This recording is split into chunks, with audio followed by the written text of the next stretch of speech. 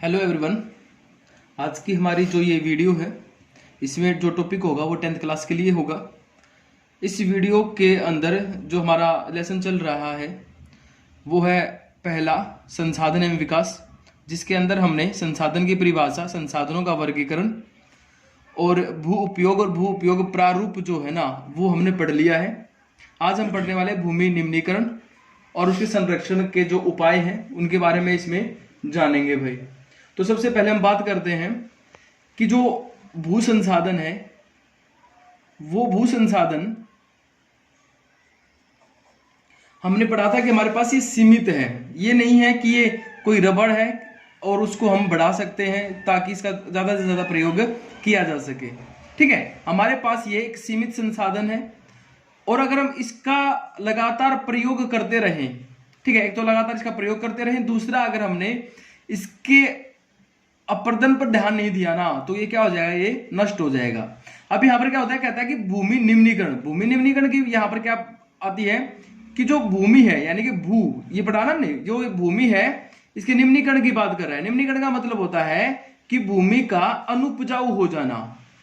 ठीक है, भूमि का अनुपजाऊ हो जाना भूमि निम्नीकरण कहलाता है। ठीक है, उसके अंदर से उपजाऊ शक्ति जो है वो अगर उसकी खत्म हो जाती है तो वो भूमि निम्नीकरण कहलाएगी। सबसे पहले हम बात करेंगे कि जो भूमि निम्नीकरण होता है वो होता किस कारण से है।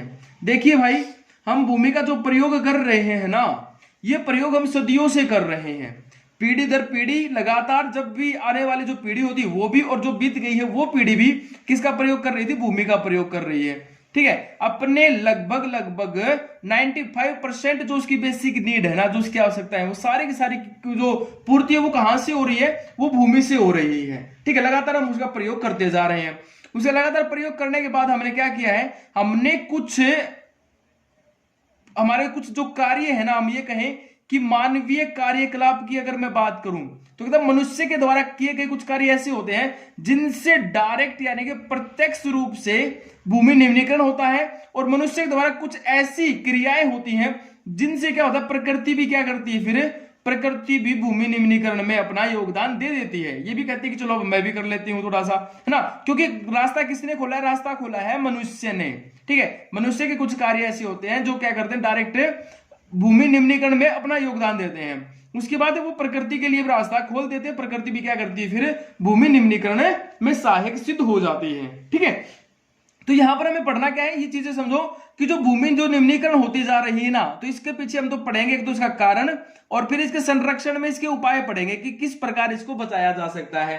ठीक है, तो बात करते हैं, चलिए शुरू करते हैं भूमि निम्नीकरण, और मैं आशा करता हूं कि आप सब ठीक होंगे।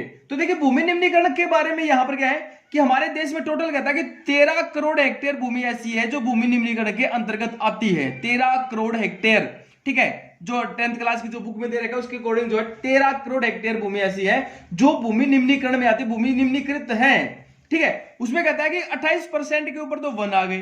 ठीक है, 28% पे क्या आ गया, वन आ गया। 56% ऐसी भूमि है जो जल अपर्दित है, यानी कि जल के द्वारा उसका अपर्दन हो चुका है, और अपर्दन का मतलब होता है किसी क्षेत्र को काटना। ठीक है, उसके बाद कहता है कि जो शेष बच गई ना वो क्या है, वो लवणों से लवणीय मिट्टी लवणीय हो गई है, या क्षारीय हो गई है, क्षारीय हो गई है। ठीक है, तो कहता है ये इतनी जो भूमि है वो भूमि निम्नीकरण के अंतर्गत आती है। कारण क्या है, कारण में सबसे पहले आता है वनों का कटाव। ठीक है, वनों का कटाव भाई, ये जो होता है ना वनों का कटाव, देखो कारण में हम पढ़ेंगे, जैसे जैसे जो पेड़ काटे जाते हैं ना, जो पेड़ होते हैं वो क्या करते हैं, उनकी जो ये जड़ें होती है ना, ये जड़ें मिट्टी को अपने साथ, अपने उनके कणों को अपने साथ बांधे रखती हैं। लेकिन जितने ज्यादा अधिक संख्या में पेड़ काटे जाएंगे ना भाई, तो क्या होगा, ये मिट्टी क्या है, ये फिर हल्की फुल्की हो जाएगी। हल्की फुल्की का मतलब क्या है, उसके कण जो है ना ढीले ढाले हो जाएंगे, और कण ढीले ढाले होंगे तो क्या होगा, हवा और पानी उनको अपर्दित कर सकती है, यानी कि अपने साथ बहा करके उस मिट्टी के कणों को दूर तक उड़ा करके ले जा सकती है। ठीक है, तो पहला कारण हो गया वनों का घटाव। दूसरी बात कर लेते हैं, दूसरा आता है अति पशुचारण। ठीक है, अति पशुचारण की बात करते हैं हम। इसमें क्या अति पशुचारण के अंदर, इसमें देखो हम पशुओं को चराते, हमने पढ़ा था कि स्थायी चारागाह है हमारे पास। ठीक है, स्थायी चारागाह की भूमि होती है। उसके बाद भी आप लोगों ने देखा होगा कि कुछ जो होते हैं दूसरे जो पशुपालक होते हैं ना, जो चलवासी पशुपालक होते हैं, वो क्या करते हैं, अपने पशुओं को लेकर के और गांव के अंदर आ जाते हैं, वहां पर उनके पशु चरते हैं। पशु चरेंगे तो क्या होगा, जैसे मान लीजिए धरती है, इस धरती के ऊपर छोटे छोटे घास लगा हुआ है, ठीक है, वो घास से जब वो पशु खाते हैं ना, तो उसके साथ ये तो है नहीं कि इसके ऊपर ऊपर के हिस्से को खाएंगे, वो जब उसको मुंह से पकड़ करके उखाड़ते हैं तो उसके साथ में जो मिट्टी जो लगी हुई है ना, जड़ के साथ जो मिट्टी लगी हुई है, ठीक है, उस मिट्टी को भी साथ में वो क्या करते हैं, उखाड़ते हैं। उससे मिट्टी क्या हो गई, फिर ढीले हो गए उसके कण, और जब हवा चलती है ना, वो हवा क्या करती है, उन कणों को उड़ा करके ले जाती है, ठीक है, ले जा सकती है, इतनी क्षमता उसके अंदर फिर हो जाती है हवा के अंदर। अगर मिट्टी के कण बंधे रहेंगे घास के साथ, ठीक है, या घास के रूट के साथ यानी कि जड़ के साथ अगर वो बंधे रहेंगे तो फिर क्या होगा, वो फिर अपर्दन नहीं होगा यहां पर, ठीक है। तो कहता है कि अगर अधिक मात्रा में किसी क्षेत्र के अंदर पशुचारण होता है ना, पशु चर रहे हैं, तो वहां पर भी क्या है भाई, वहां पर भी ये कार्य होता है, ठीक है। अब आगे बात कर लेते हैं तीसरे में आता है अपना खनन, जो खनन की जो प्रक्रिया होती है, ठीक है, खनन की बात कर लेते हैं। खनन में क्या होता है, खनन में होता है कि खनिजों को बाहर निकालने की प्रक्रिया को हम खनन कहते हैं, ठीक है। उसके लिए हमें खान खोदनी पड़ती है, गहरी गहरी, जो गहरी खान खोदी जाती है ना, उसके लिए जो गड्ढा खोद दिया गया, जो गहरी खान खोद दी गई, कहता है कि खनिजों को निकालने के बाद ना उस गड्ढे को ढका नहीं जाता है, या उस मिट्टी को बराबर नहीं किया जाता, उसके ऊपर पेड़ नहीं लगाए जाते हैं, तो वो क्या होती है, वो हवा और पानी के साथ वो फिर क्षेत्र जो होता है, वो क्षेत्र के अंदर से मिट्टी भी उड़ने लग जाती है। और दूसरा क्या है, जहां पर गड्ढे बन गए, जहां पर गहरी खान बन गई ना, वहां पर वो जो भूमि है वो हमारे किसी काम के नहीं आती है, ठीक है।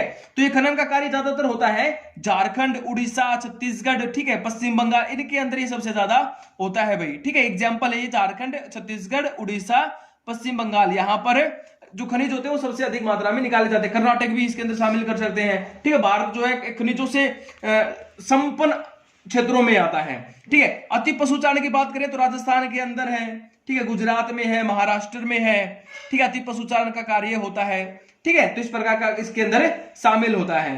अब बात करते हैं नंबर 4 पर आ जाते हैं हम, और नंबर 4 कारण है हमारा सिंचाई भाई। और सिंचाई में क्या होगा, अति सिंचाई।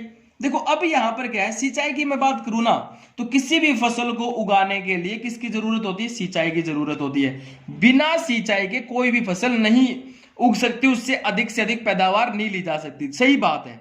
लेकिन क्या हो रहा है, जहां पर पानी पर्याप्त मात्रा में है ना, खास करके कौन सा, अपना हरियाणा, ठीक है, उत्तर प्रदेश, ठीक है, और उसके साथ में ये पंजाब, ठीक है, ये क्या करते हैं, इनके पास पानी जो पर्याप्त मात्रा में, और ये क्या करते हैं, अधिक पैदावार प्राप्त करने के चक्कर में सिंचाई जो होती है उसकी मात्रा अधिक कर देते हैं, ठीक है। सिंचाई की मात्रा क्या कर देते हैं, अधिक कर देते हैं। सिंचाई की मात्रा अधिक करने के बाद क्या होता है, वो पानी जो होता है ना, वो पानी उस क्षेत्र के अंदर भर जाता है, ठीक है, पानी भरना शुरू हो जाता है वहां पर। और जब पानी अधिक वहां पर भरना शुरू हो जाता है ना भाई, तो ये कहता है कि उससे क्या होगा, मिट्टी जो होती है ना वो लवणीय होनी शुरू हो जाती है, ठीक है। पानी का जो लेवल है जो धरातल का, वो भी ऊपर आ जाता है, ठीक है, उस मिट्टी के अंदर पानी भरा रहता है, जिससे किसकी कंडीशन पैदा हो जाती है, जलाक्रांता की जो कंडीशन है ना वो पैदा हो जाती है। यानी कि पूरा क्षेत्र जो है ऐसा लगेगा जैसे बाढ़ के अंदर डूबा हुआ हो, और अधिक दिन तक अगर उसके अंदर पानी जमा हो गया ना, तो वो मिट्टी लवणीय हो जाएगी, ठीक है, उसके अंदर लवणों की मात्रा बढ़नी शुरू हो जाएगी, ठीक है। तो ये 4 कारण हो गए। 5वां देख लेते हैं, और 5वां आता है अपना खनिज प्रक्रिया भाई।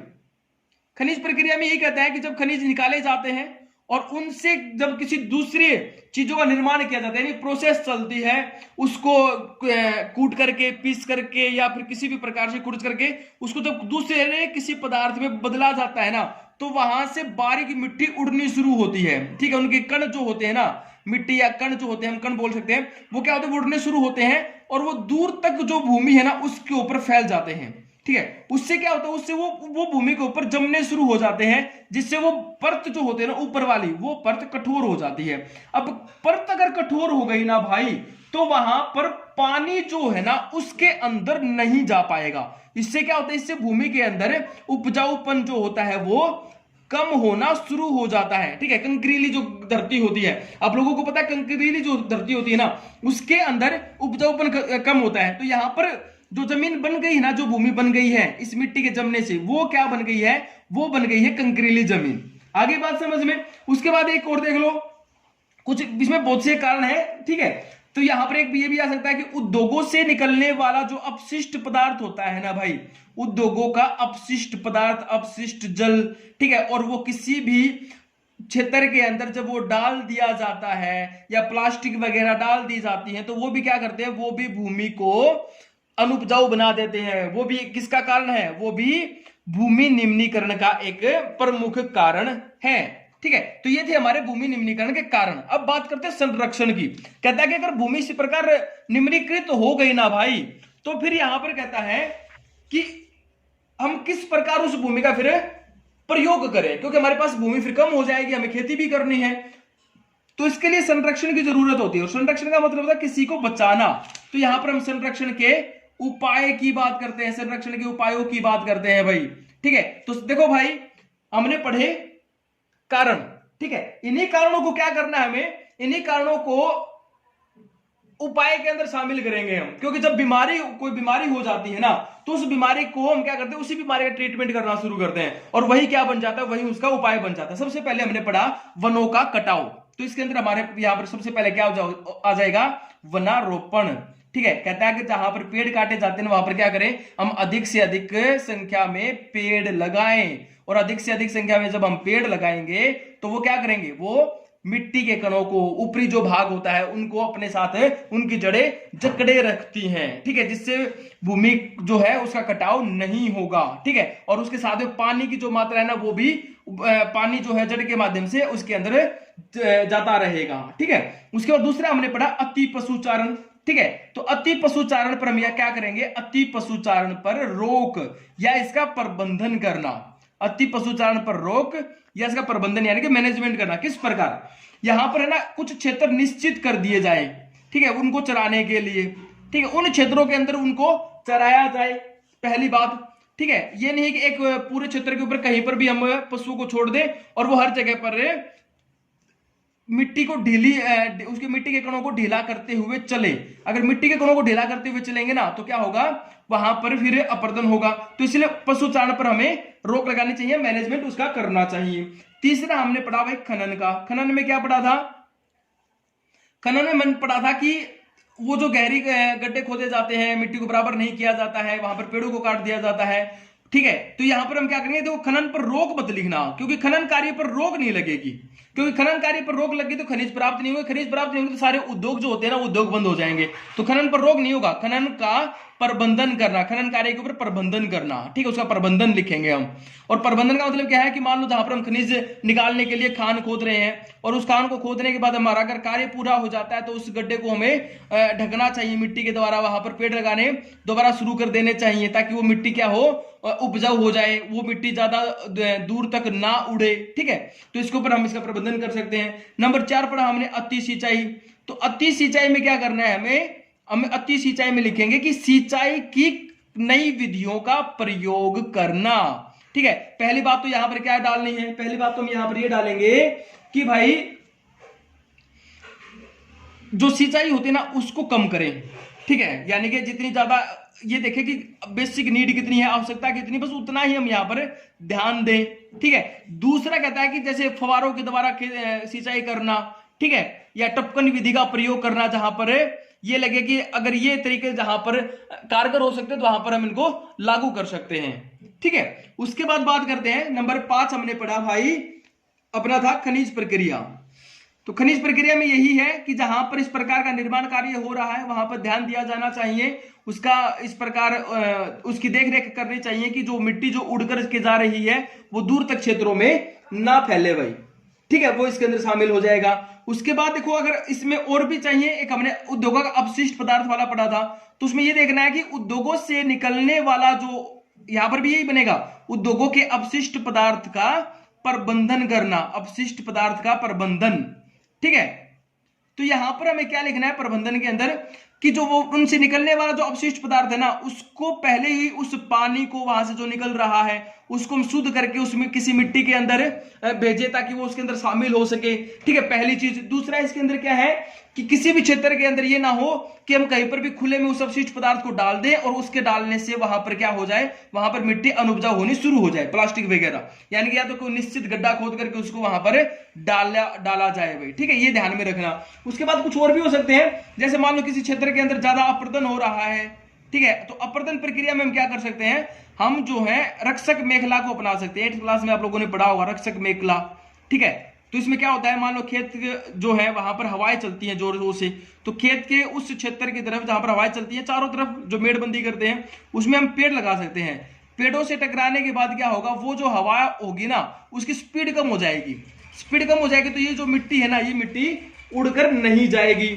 ठीक है, उसके बाद हमने पशुचारण पर नियंत्रण पढ़ लिया है। उसके साथ में हम ये भी कर सकते हैं, जैसे कि अगर बात करें हम, ये जो मरुस्थल का जो विस्तार हो रहा है वहां पर पेड़ों को लगाएं या कटीली झाड़ियां वहां पर तो लगी सकती हैं, कटीली झाड़ियां लगाएं, यानी कि ज्यादा से ज्यादा वहां पर पेड़ों का आवरण बढ़ाएं ताकि क्या हो कि इस मरुस्थलीकरण को हम रोक सकें। और मरुस्थलीकरण जितना रुकेगा ना तो हमारे पास भूमि की जो कमी होती जा रही है उसकी पूर्ति हो जाएगी भाई। ठीक है, आगे बात समझ में।